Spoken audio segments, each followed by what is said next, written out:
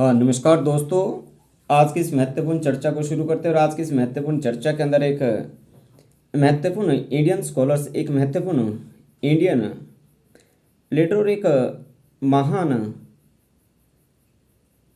Philosopher के बारे में बात करने वाले हैं जिनका नाम है महात्मा गांधी। महात्मा गांधी को हम राष्ट्रपिता के नाम से भी जानते हैं।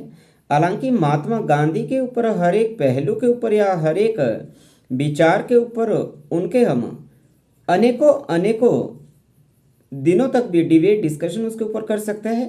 परंतु आज की चर्चा के अंदर हम खास करके महात्मा गांधी के उन एस्पेक्ट को टच करने की कोशिश करेंगे जो यूजीसी नेट जेआरएफ के लिए या कॉलेज कैडर या पीजीटी के पेपर के लिए हमारे लिए अति महत्वपूर्ण है।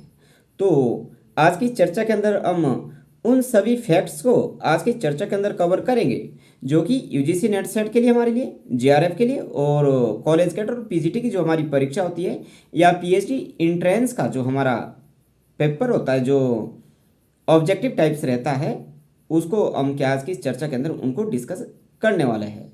हालांकि महात्मा गांधी जिनको हम राष्ट्रपिता के नाम से जानते हैं, देश की आज़ादी के अंदर उनका महत्वपूर्ण योगदान रहा। और महात्मा गांधी का ना केवल देश की आज़ादी के अंदर बल्कि एक समय के अंदर जब महात्मा गांधी जी दक्षिण अफ्रीका गए थे और वो एक गुजराती व्यापारी का केस लड़ने के लिए दक्षिण अफ्रीका गए थे, वहाँ पे भी जो महात्मा गांधी के द्वारा जो दक्षिण अफ्रीका के अंदर जो काले और श्वेतों के बीच जिस हिसाब से जो डिस्क्रिमिनेशन था, उस डिस्क्रिमिनेशन को ख़त्म करने के लिए या दक्षिण अफ्रीका के अंदर जो भारतीय मूल के जो व्यक्ति थे उनके साथ जो डिस्क्रिमिनेशन किया जाता, उस डिस्क्रिमिनेशन के खिलाफ जो महात्मा गांधी ने आवाज़ उठाई। और महात्मा गांधी दक्षिण अफ्रीका के अंदर ही बहुत अधिक लोकप्रिय हो चुके थे। और 1915 के अंदर जब 9 जनवरी 1915 के अंदर वापस महात्मा गांधी भारत के अंदर आए, उस समय भी भारत के अंदर क्या जो देश की आज़ादी का जो संघर्ष था, देश की आज़ादी की जो लड़ाई थी, वो काफ़ी तीव्र रूप से चल रही थी। और उसके बाद जो महात्मा गांधी का 1915 से लेकर 1948 तक, 31 अक्टूबर 1948 को नाथूराम गोडसे के द्वारा महात्मा गांधी की जब तक हत्या नहीं की गई, ये सारा का सारा जो समय है वह महात्मा गांधी के दौर के नाम से जानता है। हालांकि इस बीच बहुत सारे जो क्रांतिकारियों का अपना दौर रहा, जिसके अंदर भगत सिंह, खुदीराम बोस और राजगुरु सुखदेव और एक क्रांतिकारियों का एक अलग दौर रहा। हालांकि भगत सिंह के विचारों को हम फिर कभी उसके ऊपर चर्चा कर लेंगे, परंतु आज की इस चर्चा के अंदर हम खास करके महात्मा गांधी के जो महत्वपूर्ण जो विचार जो हमारे लिए परीक्षा के लिहाज से महत्वपूर्ण, उसको चर्चा करेंगे। आप हम सभी को मालूम है कि महात्मा गांधी का जो जन्म है वो 2 अक्टूबर 1869 को गुजरात के पोरबंदर नामक स्थान पे हुआ था। और जो जो महात्मा गांधी थे, महात्मा गांधी ने लॉ ऑफ बैरिस्टर की डिग्री प्राप्त की थी। और उसके बाद जो महात्मा गांधी थे अप्रैल 1893 के अंदर क्या है, पोरबंदर के जो एक व्यापारी थे जो गुजरात के थे, उनका क्या हुआ है, बैरिस्टर के रूप में या उनकी वकालत करने के लिए दक्षिण अफ्रीका गए थे और लंबे समय तक वो दक्षिण अफ्रीका के अंदर रहे। और महात्मा गांधी ने अगस्त 1894 के अंदर क्या है, उन्होंने दक्षिण अफ्रीका के अंदर ही रंगभेद के खिलाफ जो आवाज़ उठाने के लिए उन्होंने एक जो संस्था बनाई थी जिसका नाम था नेटाल इंडियन कांग्रेस की स्थापना की थी।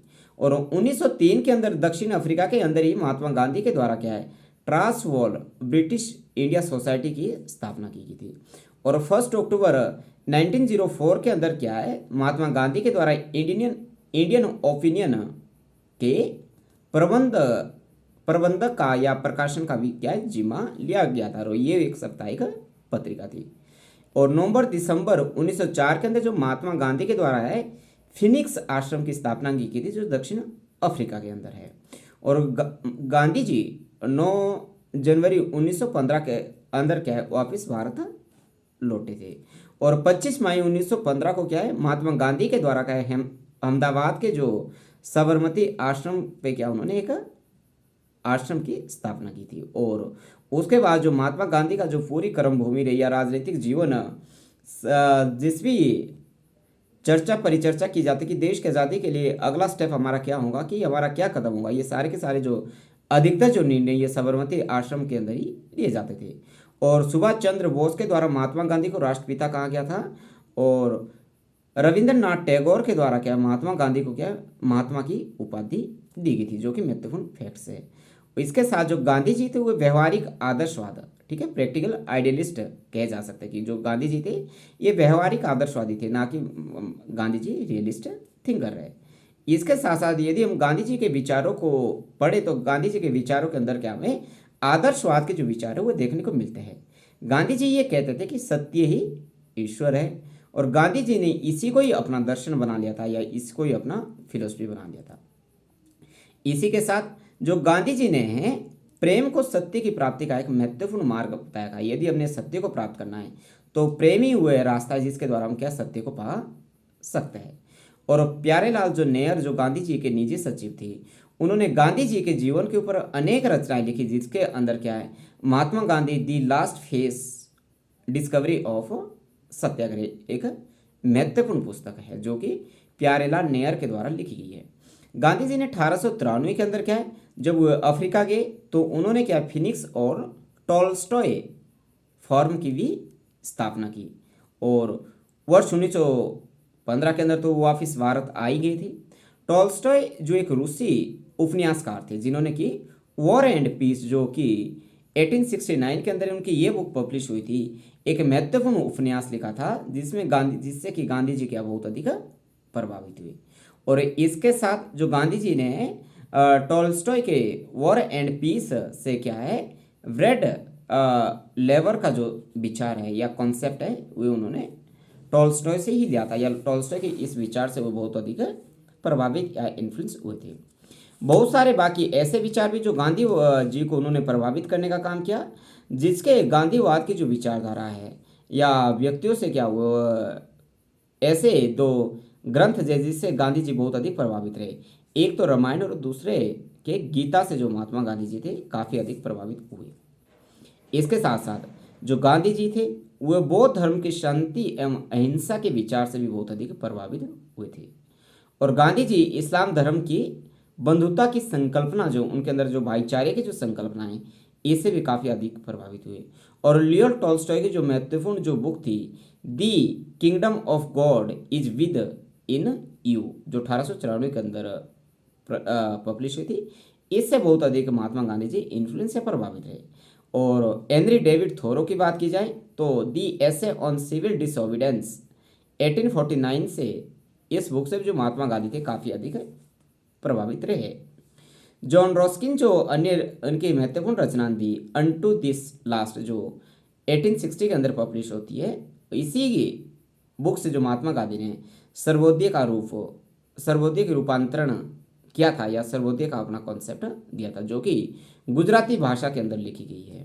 और गांधी जी ने जो शिक्षा जॉन रॉस्किन से ली थी कि प्रत्येक व्यक्ति को श्रम करना चाहिए, और जितना महत्व एक वकील के श्रम का है उतना ही महत्व भी क्या है एक नाई के भी श्रम का। मतलब गांधी जी इस बात के अंदर विश्वास करते कि समाज के अंदर कोई भी जो कार्य है वो छोटा बड़ा नहीं होता, बल्कि काम का जो महत्व है एक जैसा ही होता है। इसलिए गांधी जी कहते थे कि जितना महत्वपूर्ण जो काम है वकील का है उतना ही महत्वपूर्ण काम है एक नाई का। मतलब किसी भी व्यक्ति का कोई भी वो लेबर करता है उसका जो इक्वल इम्पोर्टेंस है गांधी जी के द्वारा दिया गया था। गांधी जी लियो टॉल्स्टॉय के जो उपन्यास थे वॉर एंड पीस 1869 के अंदर पब्लिश होता था, इससे गांधी जी बहुत अधिक प्रभावित या इन्फ्लुएंस रहे थे। यदि गांधी जी के विचारों के अंदर हम आध्यात्मिक पक्ष को जानने की कोशिश करें या आध्यात्मिक पक्ष की बात करें तो गांधी जी क्या है मूल रूप से क्या है वो धार्मिक और एक आध्यात्मिक व्यक्ति थे, ठीक है, एक रिलीजियस और एक स्पिरिचुअल पर्सन थे, ठीक है। और जो गांधी जी के जो राजनीतिक गुरु थे वो गोपाल कृष्ण गोखले थे, जो हमने पहले चर्चा की चुकी थी। और गांधी जी ने गोपाल कृष्ण गोखले के क्या है नैतिकता एवं सेवा को क्या अपना धर्म मान लिया था, जिस कारण क्या है गांधी जी को क्या है संतों में राजनेताओं और राजनेताओं में संत भी कहा गया है। गांधी जी का जो मूल विचार था, गांधी जी का मूल विचार ये था कि सत्य एवं अहिंसा की महात्मा गांधी के द्वारा क्या है बहुत अधिक जोर दिया गया था। और गांधी जी ये कहते थे कि सत्य एवं अहिंसा के नियमों को क्या है सार्वजनिक जीवन के अंदर क्या है या राजनीतिक जीवन के अंदर भी क्या इसको प्रयुक्त किया जाना चाहिए या इसको व्यवहारिक रूप में इसका पालन करना चाहिए। और गांधी जी क्या मूलतः क्या नैतिकतावादी व्यक्ति थे। और गांधी जी इसके साथ साथ साध्य एवं साधन दोनों की पवित्रता को भी महत्वपूर्ण मानते थे। जैसे मैकियावेली कहता कि आपका जो साध्य वो पवित्र होना चाहिए, या आपका जो साध्य है वह महत्वपूर्ण, ना कि साधन। परंतु गांधी जी ये कहते थे कि देश की आज़ादी तो महत्वपूर्ण है ही है, परंतु देश की आज़ादी के लिए किन साधनों का प्रयोग किया जाए वह उससे भी कहीं अधिक महत्वपूर्ण है। इसके अनुसार गांधी जी का क्या मानना रहा कि यदि हम अपवित्र साधन के द्वारा क्या है पवित्र साध्य की प्राप्ति हम कभी नहीं कर सकते, ऐसा गांधी जी का मानना रहा है। गांधी जी अपने आप एक आदर्शवादी विचारक रहे या आदर्शवादी को समर्थन करते हैं, परंतु देखने के अंदर ये मिलता है कि आदर्शवाद जो गांधी जी का वह व्यवहारिक भी है। और गांधी जी ने क्या सार्वजनिक जीवन के अंदर भी क्या है सत्य और अहिंसा का प्रयोग किया, जिसका जो बहु आज के समय के अंदर या देश दुनिया के अंदर बहुत से ऐसे राजनेता हुए जो गांधी जी के बहुत सत्य और अहिंसा के कायल हुए हैं। ठीक है। और गांधी जी के अनुसार यदि धर्म और राजनीति की बात की जाए तो गांधी जी क्या कहते थे कि धर्म का जो अभिप्राय है वह अत्यंत विस्तृत है। धर्म का अभिप्राय हिंदू धर्म, मुस्लिम धर्म, ईसाई धर्म, सिख धर्म या बाकी तरह के जो तमाम धर्म हैं उनकी शिक्षाओं को या एक ही धर्म को क्या है समर्थन और दूसरे धर्म का सम्मान न करना ये धर्म नहीं है। परंतु गांधी जी के जो धर्म का आशय ये था जो कि करने योग्य है वही धर्म है। इसके साथ साथ गांधी जी ये भी मानते थे कि जो धर्म का अर्थ है नैतिक कार्य और मानवता की भलाई के लिए कार्य करना है, और धर्म का पालन करने का ये मतलब है कि सत्य एवं अहिंसा के मार्ग पर चलना, ये भी गांधी जी के धर्म का एक महत्वपूर्ण मार्ग रहा है। गांधी जी इसके साथ जो धर्म एवं नैतिकता विहीन राजनीति की कल्पना नहीं करते थे। गांधी जी का ये मानना नहीं था कि जो राजनीति के अंदर धर्म नहीं होगा, राजनीति के अंदर नैतिकता नहीं होगी, ऐसी राजनीति की गांधी जी के द्वारा कल्पना भी नहीं की गई थी। गांधी जी खुद ये कह रहे हैं कि धर्म विहीन और नैतिकता विहीन जो राजनीति है वह कभी नहीं हो सकती। और वे पश्चात्य जो वेस्टर्न जो पॉलिटिकल थिंकर्स थे वे क्या है इस बात के बहुत अधिक क्रिटिसाइजर रहे थे कि वो बहुत अधिक क्रिटिसाइज हुए। इसके साथ साथ जो गांधी जी थे उन्होंने सेकुलरिज्म के ऊपर या धर्मनिरपेक्षता के ऊपर भी उन्होंने काफ़ी अधिक इम्फेसाइज या बल दिया था। अब गांधी जी के अनुसार सत्य और अहिंसा की बात की जाए कि गांधी जी किसे सत्य और किसे अहिंसा मानते थे। गांधी जी ने अपनी जो इनकी बायोग्राफी है, जो इनकी आत्मकथा है the story of my experiment with truth के अंदर महात्मा गांधी जी ने ये कहा है कि सत्य के लिए कोई अलग से कोई ईश्वर नहीं है, और अहिंसा की जो प्राप्ति है वह सत्य के द्वारा ही प्राप्त की जा सकती है, और सत्य की ले जाने वाला जो मार्ग है वही अहिंसा की ओर जाता है या अहिंसा की तरफ जाता है, ऐसा गांधी जी का मानना रहा है।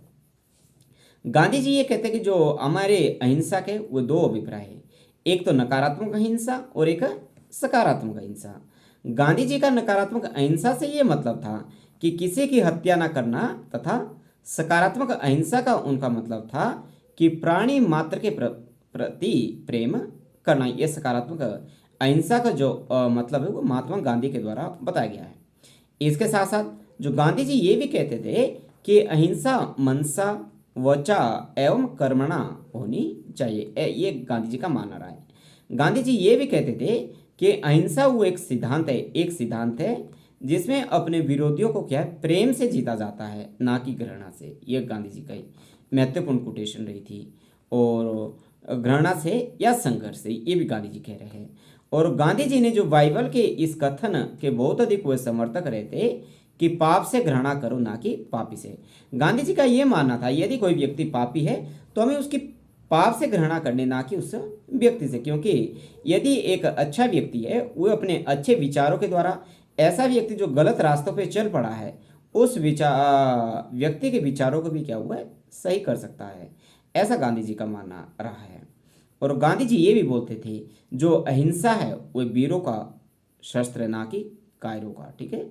और गांधी जी खुद ये भी कहते हैं कि यदि मुझे हिंसा और कायरता में से एक को चुनना होगा तो मैं हिंसा को चुनूंगा, ना कि कायरता को। हिंसा का मतलब होता है कि शारीरिक रूप से जब हम किसी को नुकसान पहुंचाते हैं, चोट पहुंचाते हैं, और अहिंसा का मतलब है कि व्यक्ति को शारीरिक रूप से तो कोई चोट पहुंचाना नहीं, परंतु व्यक्ति को वचन के द्वारा भी कोई ऐसा शब्द नहीं बोलना जिससे व्यक्ति को कोई आघात लगे या जिससे व्यक्ति को बुरा लगे, ऐसा गांधी जी का मानना रहा है। यदि सत्याग्रह की हम बात करें तो सत्याग्रह गांधी जी ये कहते थे कि सत्याग्रह का जो मतलब है वो सत्य के लिए आग्रह करना है, ये गांधी जी का मानना रहा है। और सत्याग्रह है वह कमजोर का नहीं बल्कि शक्तिशाली व्यक्ति का एक शस्त्र है या अस्त्र है, ये भी गांधी जी कह रहे हैं। इसके साथ साथ गांधी जी ये भी कह रहे हैं कि आत्मा को शक्तिशाली बनाने के लिए क्या है, व्यक्ति को सत्य, अहिंसा, अस्तेय, अपरिग्रह व ब्रह्मचारी का पालन करना चाहिए। गांधी जी के अनुसार शक्तिशाली का जो आशय है वह आध्यात्मिक रूप में शक्तिशाली होना है, भौतिक रूप में नहीं।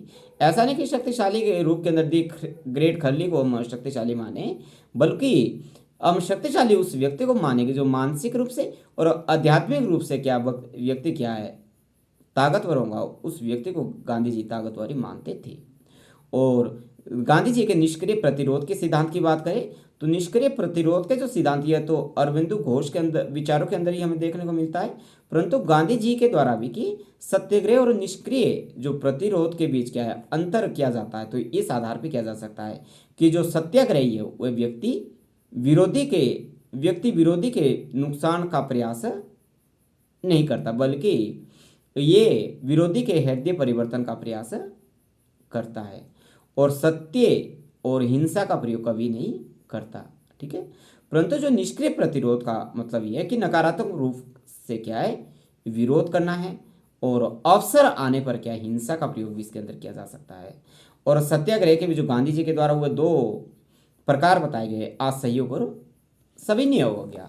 गांधी जी ने असहयोग की बात हो या सविनय अवज्ञा की बात हो, ये देश की आज़ादी के अंदर क्या है इन दोनों जो शब्दों को ये प्रयुक्त किया 1930 के अंदर या 1934 के बीच सिविल डिसोबीडियंस मूवमेंट की हो या 1920 से 1922 के अंदर क्या है नॉन कॉपरेशन की बात हो या क्विट इंडिया मूवमेंट की बात हो या गांधी जी के द्वारा आज़ादी के आंदोलन के अंदर बहुत बड़ा जो सेक्रीफाइस है गांधी जी का रहा। गांधी जी का जो सेक्रीफाइस है ना केवल देश की आज़ादी के लिए रहा, मतलब हमारे समाज के अंदर बहुत बड़ा ऐसा तबका है जो कि निचली जातियों का कहा जाता है, उनके सोशल अपलिफ्टमेंट के लिए, उनकी सोशल डिग्निटी के लिए, उनके रिस्पेक्ट के लिए, या समाज के अंदर क्या है जो अनटचेबिलिटी की जो एक बहुत बड़ी समस्या रही थी उस समस्या को खत्म करने के लिए गांधी जी के द्वारा क्या है उल्लेखनीय प्रयास किया गया, जो कि इतिहास के अंदर आज सारा का सारा दर्ज है। जब गांधी जी ये कह रहे हैं कि जो सत्याग्रह के दो प्रकार है, एक तो आशयिक और दूसरा सविनय, तो यदि सकारात्मक नकारात्मक रूप में अहिंसा का मतलब लें तो ये सहयोग ना करना। ठीक है, और सकारात्मक रूप के अंदर असहयोग का मतलब है कि स्वावलंबी बनने के कार्य करना तथा रचनात्मक कार्यों के अंदर क्या सहयोग करना, ऐसा गांधी जी का मानना रहा है। और इसके साथ साथ गांधी जी ने क्या है सृजनात्मक कार्यों का जो इनका मतलब था चरखा चलाना, सूत काटना, राष्ट्रीय शिक्षा पे बल देना, स्वदेशी का समर्थन एवं समाज के अंदर क्या समरसता बनाए रखना है, समाज के अंदर क्या ब्रदरहुड की जो भावना है उसको बनाए रखना। सवनीय अवज्ञा का जो अर्थ है वो गांधी जी के द्वारा ये लिया गया कि जानबूझकर सार्वजनिक रूप में क्या है अन्यायपूर्ण विधि का उल्लंघन करना, और विधि का जो उल्लंघन है वह समुदाय के हित के लिए किया जाना चाहिए, ना कि व्यक्ति के स्वार्थ के लिए। ठीक है, ये गांधी जी का मानना। और सविनय अवज्ञा का जो प्रयोग है वह व्यक्तिगत और सामुदायिक दोनों रूप में किया जा सकता है, ये भी गांधी जी का मानना रहा है। और गांधी जी की सविनय अवज्ञा तकनीक से क्या है जो प्रभावित बहुत सारे जो विदेशी स्कॉलर्स रहे या दार्शनिक रहे या राजनेता रहे, उनके अंदर क्या है मार्टिन लूथर किंग एक महत्वपूर्ण नाम है। और मार्टिन लूथर किंग जूनियर जो अमेरिका के अंदर क्या है आश्रितों के साथ क्या है जो भेदभाव समाप्त करने के लिए क्या है मार्टिन लूथर किंग जूनियर के द्वारा क्या है सत्याग्रह का या सविनय अवज्ञा सिविल डिसोबीडियंस का क्या प्रयोग किया गया था। और बर्ट्रैंड रसेल की बात हो तो बर्ट्रैंड रसेल ने क्या दुनिया के अंदर क्या परमाणु हथियारों को खत्म करने के लिए गांधी जी के इस विचार का सहारा लिया। यदि दक्षिण अफ्रीका के स्वतंत्रता के नायक नेल्सन मंडेला की बात हो जो कि लंबे समय तक दक्षिण अफ्रीका की जेल के अंदर रहे, वे भी गांधी जी से काफ़ी अधिक प्रभावित थे और गांधी जी के इस विचार से बहुत अधिक प्रभावित थे। सत्य, अहिंसा और सत्याग्रह उन्होंने भी की। दक्षिण अफ्रीका की आज़ादी की लड़ाई का उन्होंने एक महत्वपूर्ण हथियार के नेल्सन मंडेला के द्वारा भी बनाया गया था। यदि वर्तमान समय की हम बात करें तो यूएसए के अंदर यूनाइटेड स्टेट्स अमेरिका के अंदर एक बहुत बड़े फिलोसफर या बहुत बड़े स्कॉलर्स हुए नॉन चोम्स्की के द्वारा भी किया है, महात्मा गांधी के विचारों से वे बहुत अधिक प्रभावित हुए। या माइकल शूमाकर बात हो जो माइकल शूमाकर क्या एक महत्वपूर्ण पर्यावरणविद है माइकल शूमाकर भी गांधी जी के जो विचारों से काफ़ी अधिक प्रभावित नजर आते या रहते हैं।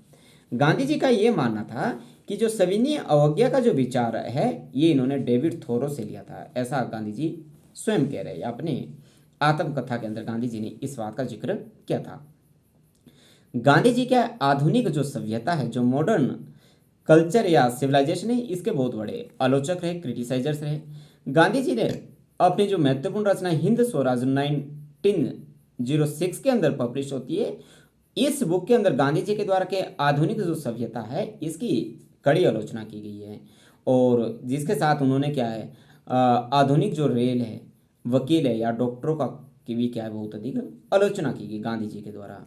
गांधी जी का ये मानना था कि सभ्यता का जो आशय है वो नैतिकता एवं मशीनों का विकास करना नहीं है, बल्कि सभ्यता मानवीय एवं आत्मा का विकास है, ऐसा गांधी जी का मानना रहा है।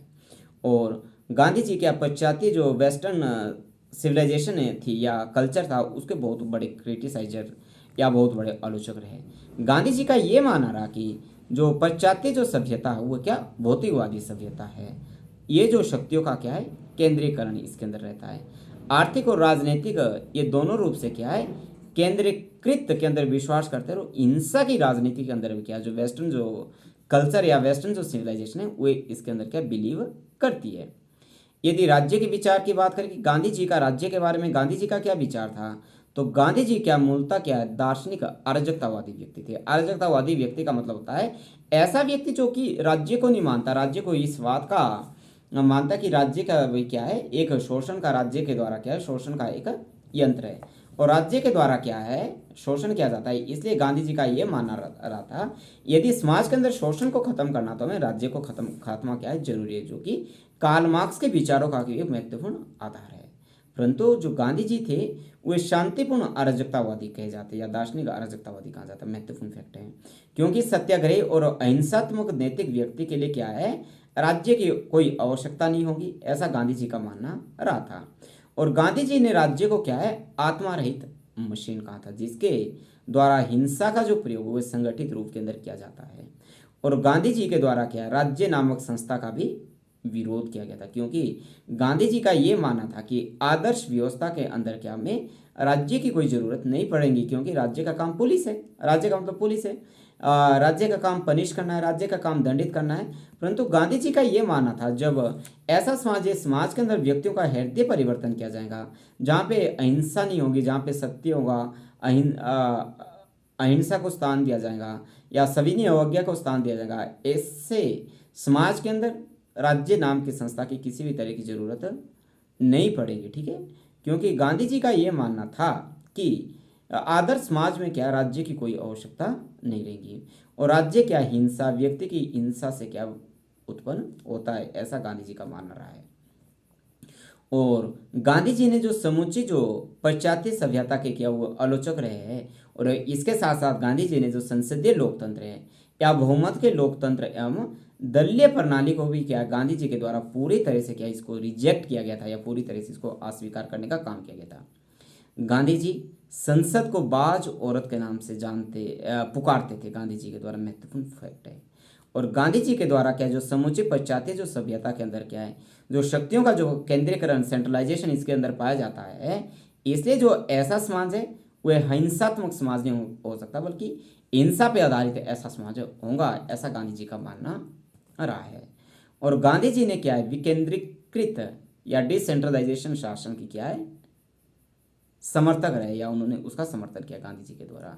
और गांधी जी के विचारों के अंदर में आदर्श राज्य होगा जो कि राम राज्य होगा। ठीक है, परंतु व्यवहारिक रूप के अंदर जो गांधी जी ने क्या है आदर्श राम राज्य की जगह क्या उन्होंने पंचायती राज को भी क्या समर्थन किया, जो कि संविधान का जो हमारा आर्टिकल 39 के अंदर इस बात का जिक्र किया गया था या 40 के अंदर इस बात का जिक्र किया गया था कि कॉन्स्टिट्यूशन का जो भाग 4 के अंदर क्या है राज्य के नीति निर्देशक सिद्धांतों की बात की गई या directive principles of state policy की बात की गई। Directive principles of state policy के अंदर क्या है मैक्सिमम जो आर्टिकल जो अनुच्छेद 36 से लेकर 51 के 51 के बीच इसका जिक्र किया गया है वह गांधीवाद के विचारों से ही सारे के सारे प्रभावित रहे हैं। और गांधी जी का जो राम राज्य है वह गांवों का एक संघ होगा। और गांधी जी का ये मानना रहा कि शहरों में तो व्यक्ति वास करते, बल्कि गांव के अंदर क्या देवताओं का वास होता है, ये भी गांधी जी का मानना रहा है। और गांधी जी का राजनीति से उनका ये मतलब था कि लोक नीति एवं लोक कल्याण इन्होंने लिया था, शक्ति के लिए संघर्ष नहीं। जैसे स्ट्रगल फॉर द पावर, जो अंश जे मॉर्गन थी या बाकी जो रियलिस्ट थिंकर है, उनका ये मानना रहा था कि जो राजनीति, what is politics, struggle for power, ठीक है, ऐसा इसके बिल्कुल जो विपरीत है वो गांधी जी का मानना रहा था। इन्होंने क्या विकेंद्रीकृत या डिसेंट्रलाइजेशन गवर्न का क्या गांधी जी के द्वारा सपोर्ट किया गया था। और गांधी जी का ये मानना था कि गांव को मूल इकाई माना जाना चाहिए, और उनके अनुसार गांव के जो लोग हैं वो जनपद या प्रांत के लोग अखिल भारतीय प्रतिनिधियों का निर्वाचन या नियुक्ति करेंगे, ऐसा गांधी जी का मानना रहा है। और गांधी जी की इसके साथ क्या है, सबसे बड़े जो लोकतंत्रवादी या समाजवादी तथा व्यक्तिवादी भी रहे। परंतु गांधी जी क्या है, पाश्चात्य जो व्यक्तिवाद है, जो पाश्चात्य जो समाजवाद है या पाश्चात्य जो व्यक्तिवाद है, इसके क्या हुआ, क्रिटिसाइजर रहे हैं।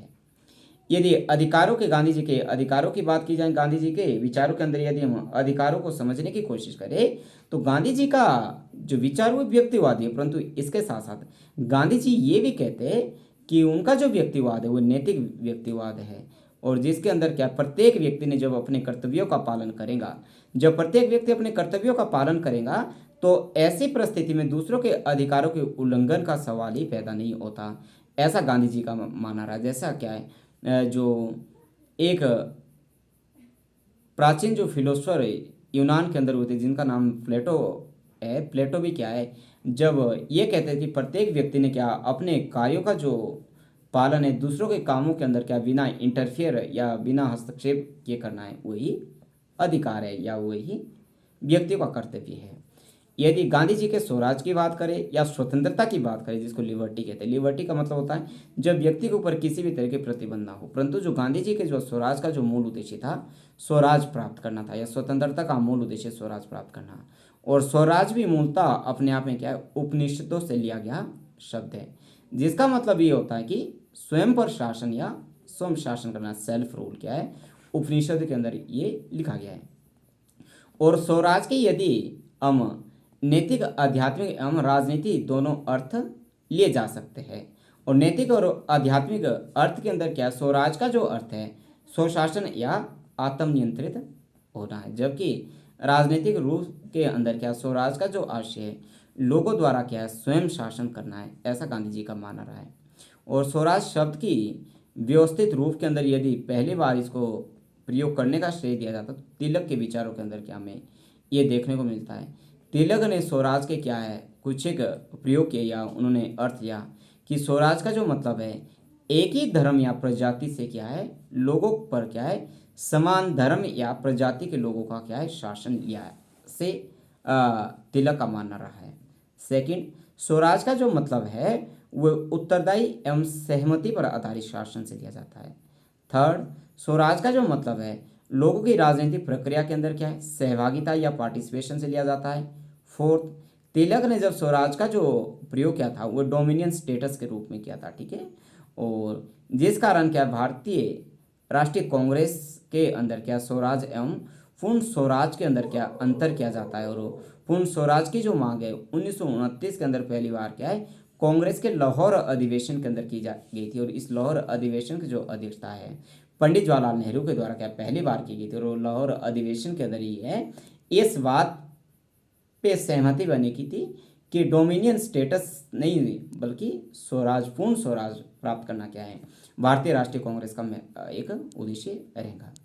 यदि गांधीवाद के विचारों के अंदर हम आर्थिक पक्ष ढूंढने की कोशिश करेंगे, तो इसके लिए जो गांधी जी थे इस बात के समर्थक नहीं थे कि जैसे कार्ल मार्क्स कहता था कि हमें समाज के अंदर जो पूंजीपति वर्ग है या बड़े बड़े जमींदार हैं उनका क्या हमें खात्मा करना होगा, बल्कि गांधी जी इस बात के हिमायती रहे कि समाज के अंदर ऐसे व्यक्ति जो कि धनाढ़ी से संपन्न है उन व्यक्तियों को क्या है हृदय परिवर्तन करके उन व्यक्तियों को क्या है हृदय परिवर्तन हमें करना होगा। और जब उनका हृदय परिवर्तन होगा ऐसी परिस्थिति में जिन व्यक्तियों के पास बहुत अधिक उत्पादन के संसाधनों के ऊपर उनका कब्जा है या आर्थिक रूप से बहुत अधिक संपन्न है, तो ऐसे व्यक्ति जब हृदय परिवर्तन उनका होगा तो जो उनकी संपत्ति है वे अपनी संपत्ति, अपनी निजी संपत्ति नहीं समझेंगे, बल्कि अपनी निजी संपत्ति को भी समाज की संपत्ति समझेंगे।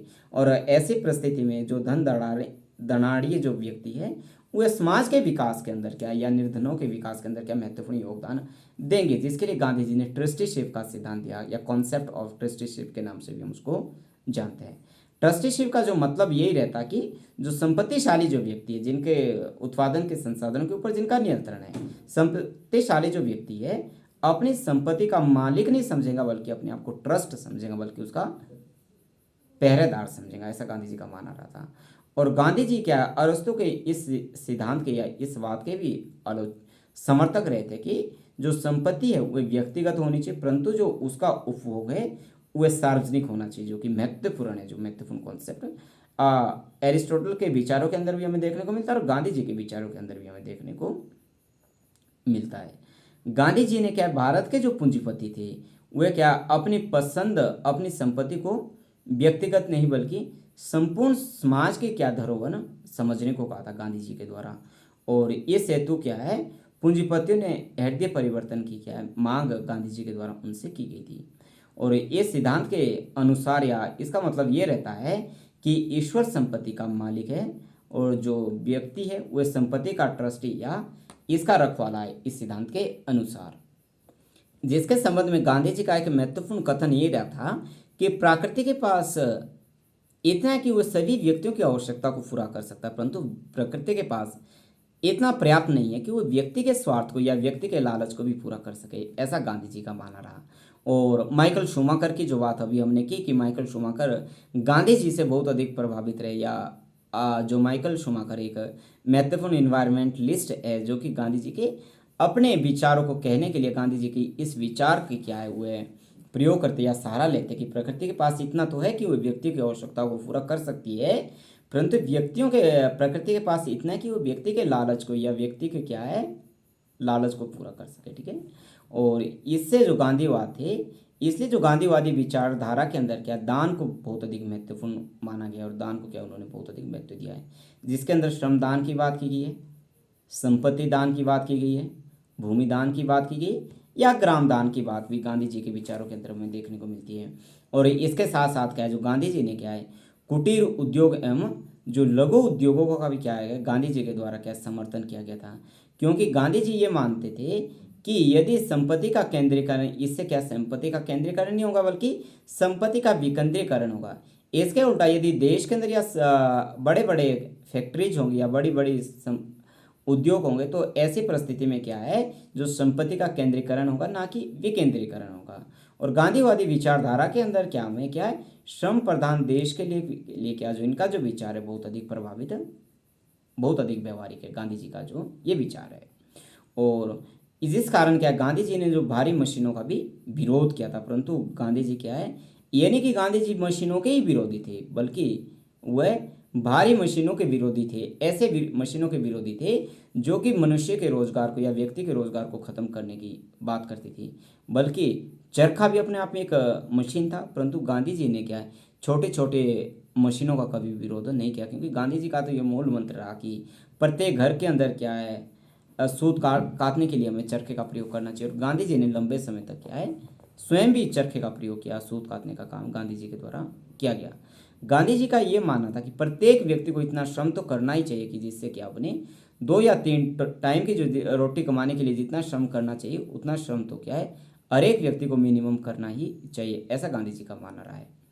अब यदि गांधी जी के विचारों के अंदर हमें सामाजिक पक्ष की बात करें, जिसके अंदर सर्वोदय की बात करते हैं, सर्वोदय के पक्ष के अंदर गांधी जी ये कहते हैं कि सर्वोदय के विचार के अंदर क्या है गांधी जी क्या समाज के अंदर कोई भी तबका हो सभी तबके के विकास करने की उत्थान करने की बात क्या है गांधीवादी विचारधारा के अंदर हमें देखने को मिलती है, जो कि सत्य और अहिंसा पर आधारित है। और समाज के अंदर क्या किसी का किसी के प्रति बैर नहीं हो और सभी जो व्यक्ति है एक दूसरे के सहयोग पर क्या है आधारित रहते हैं। इसके अंदर सर्वोदय के अंदर क्या हमें समाजवाद का जो विकल्प है, समाजवाद का विकल्प इसको माना जाता है, या समाजवाद के जो विचार है वे भी हमें सर्वोदय के अंदर देखने को मिलते हैं। इसके साथ साथ गांधी जी के जो अलावा थे सर्वोदय के जो महत्वपूर्ण जो सपोर्टर या विचारक रहे, जिसके अंदर जयप्रकाश नारायण एक बहुत बड़े विचारक या गांधी जी के अनुयायी रहे, या सेकंड दादा धर्माधिकारी की बात हो, या धीरेन्द्र मजूमदार की बात हो, केजी मसरूवाला एवं दिनक राव देव थे, जो कि सर्वोदय के विचार से गांधी जी से बहुत अधिक प्रभावित रहे थे। और संविधान सभा के अंदर एक महत्वपूर्ण व्यक्ति थे जिनका नाम था एस.एन. अग्रवाल, का एक महत्वपूर्ण गांधीवादी विचारधारा के क्या समर्थक रहे थे। और जो सर्वोदय जॉन रॉस्किन की जो महत्वपूर्ण रचना अनटू दिस लास्ट, जो 1860 के अंदर पब्लिश हुई थी, कि जो कि गुजराती भाषा के अंदर है, उससे क्या बहुत अधिक प्रभावित रहे थे। जॉन रॉस्की के विचारों के अंदर क्या में निम्नलिखित भी जो विचार हुए देखने को मिलते हैं, जिसमें जॉन रॉस्किन ये कह रहे हैं कि समाज के अंदर एक वकील के श्रम का महत्व और एक नाई के श्रम का महत्व क्या है, एक समान है। और समाज के अंदर क्या सभी व्यक्तियों का जो कल्याण वो निहित होना चाहिए, और मजदूर एवं कारीगर का जो जीवन है वही ही वास्तविक जीवन है, ऐसा क्या है जॉन रॉस्किन का मानना रहा था। और इसके साथ क्या है उन्होंने क्या सामुदायिक वृत्त या की भी क्या है इसको क्या है संज्ञा दी थी, जो कि आदर्श जो समाज होगा या सर्वोदय समाज था। उनका ये मानना रहा कि जो व्यक्ति वो परिवार की भलाई के लिए कार्य करेगा, और परिवार है वो क्या गांव की भलाई के लिए काम करेगा, और जो ग्रामवासी है वो क्या है तालुका की या प्रांत की भलाई के लिए कार्य करेंगे। और इससे क्या जो प्रत्येक जो छोटी इकाई है वह बड़ी इकाई की भलाई के लिए कार्य करेंगे, ऐसा गांधी जी का मानना रहा है। और गांधी जी का ये मानना रहा था कि सर्वोदय के अंदर क्या सभी व्यक्तियों का क्या है उत्थान होना चाहिए। धनी व्यक्तियों का भी क्या नैतिक उत्थान होगा, और गरीब व्यक्तियों का क्या भौतिक उत्थान होगा, ऐसा गांधी जी का मानना रहा था। और गांधी जी ने क्या व्यवहारिक रूप के अंदर क्या हरिजन सेवक संघ की भी स्थापना गांधी जी के द्वारा की गई थी। गांधी जी के जो वर्ण व्यवस्था को क्या है गांधी जी के द्वारा स्वीकार किया गया था, यद्यपि उन्होंने वर्ण व्यवस्था वो जन्म से नहीं बल्कि कर्म के आधार पे या कार्यों के आधार पे क्या उसको बेहतर माना था।